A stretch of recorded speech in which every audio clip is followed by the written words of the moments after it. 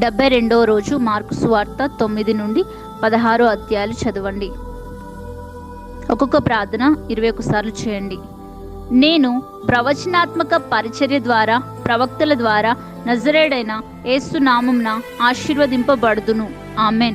నేను నిజమైన దేవుని ప్రవక్తలను నమ్మెదను మరియు నేను నజరేయుడైన యేసు నామమున ప్రవచించెదను. ఆమెన్. ప్రభువా, నేను నీ సేవకుడను. దేవా, నన్ను నా ఆలోచనలను సఫలపరిచినందుకు నజరేయుడైన యేసు నామమున మీకు కృతజ్ఞతలు. ఆమెన్. దేవా, నన్ను నజరేయుడైన యేసు నామమున అభివృద్ధి పరచండి. ఆమెన్. దేవా, నీ దయ వలన నేను నజరేయుడైన యేసు నామమున సర్వ సంపద గల వ్యక్తిని. ఆమెన్. ప్రభువా, నీవే నన్ను పిలిచితివి కనుక నీవే ప్రతిరోజు నా మార్గములను నజరేయుడైన యేసు నామమున వర్ధిల్లింప చేయండి. ఆమెన్. నేను రహస్యమందు తండ్రికి ఉపవాస ప్రార్థన చేసేదను. ఆయన నాకు నజరేయుడైన యేసు నామమున ప్రతిఫలము ఇచ్చును. ఆమెన్.